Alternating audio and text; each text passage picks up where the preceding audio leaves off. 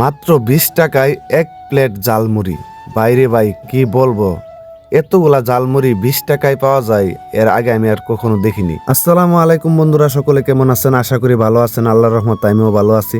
এখন বাজে রাতের প্রায় 3টার উপরে।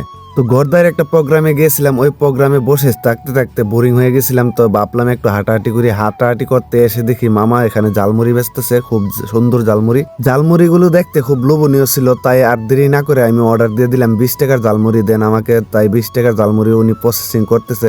জালমুড়িগুলো দেখে মনে হয়েছিল অনেক সুস্বাদু হবে, তাই অর্ডার দিয়ে দিলাম। মামা এদিকে তৈরি করতেছে আর আমারও মনে তরস হইতেছে না। এই এক প্লেট জালমুড়ি তৈরি করতে ওনার প্রায় সময় লেগে গেছে 4 মিনিট। আর এই 4 মিনিট আমি কিন্তু ভিডিও স্কিপ করে রেখেছিলাম।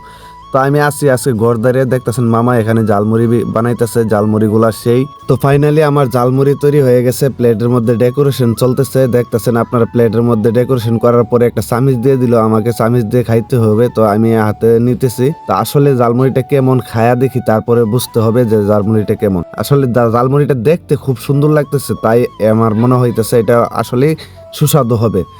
দেখতে একরকম মানে ফিল হইতেছে, খুব ক্রিসপি, ইয়াম্মি ইয়াম্মি লাগতেছে। ঝালমুড়িওয়ালা মামা জালমুড়ির উপরে যে ডেকোরেশন করছে সালাদ দিয়ে, এটা দেখে যে কারো জিভে জলে এসে পড়বে। আবার দেখতেও খুব সুন্দর লাগতেছে, ফাইন। তো যে কোনো খাবারের খাওয়ার আগে প্রশংসা করা বেশি একটা ভালো নয়। তাহলে আর চলুন দেরি না করে এবার আমি চলে যাইতেছি, এটা খায়া দেখি কিরকম টেস্ট হয়।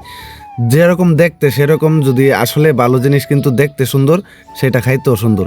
তো আমি দেখতেছি মামার এখানে চারিপাশে ঘুরা এখানে জালমুড়ির কোনো নাম আছে কিনা।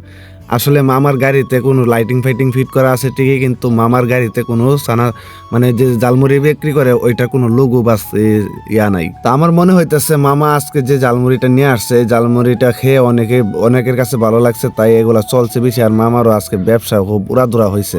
তো মামা আরো বানাইতেছে, আর এদিকে আমি জালমুড়িটা হাতে নিয়ে বসে গেলাম চেয়ারের মধ্যে। খায়া আগে টেস্ট করে দেখি জালমুড়িটা আসলে দেখতে যেরকম খাইতে কি ঠিক সেই রকম লাগে কিনা। আমার এক হাতে ক্যামেরা, ওর উপরে প্লেটটা রেখে আরেক হাতে আমি খাইতেছি জালমুড়ি। জালমুড়ি খাইতে খাইতে দেখলাম একটা ছেলে দাঁড়িয়ে আছে, তো ওকে বললাম একটু ধরো ক্যামেরাটা, আমার ভিডিওটা করো। ওই তারপরে ছেলেটা এসে ক্যামেরাটা ধরে নিয়ে গেছে। তখন আমি এখানে দেখাইতেছি আপনাদেরকে প্লেটটা, ওয়াও জাস্ট অসাধারণ।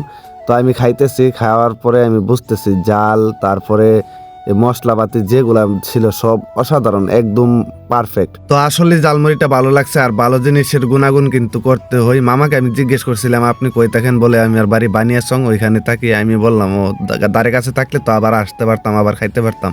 তো এই পর্যন্তই, সবাই ভালো থাকবেন, সুস্থ থাকবেন, আল্লাহ হাফেজ।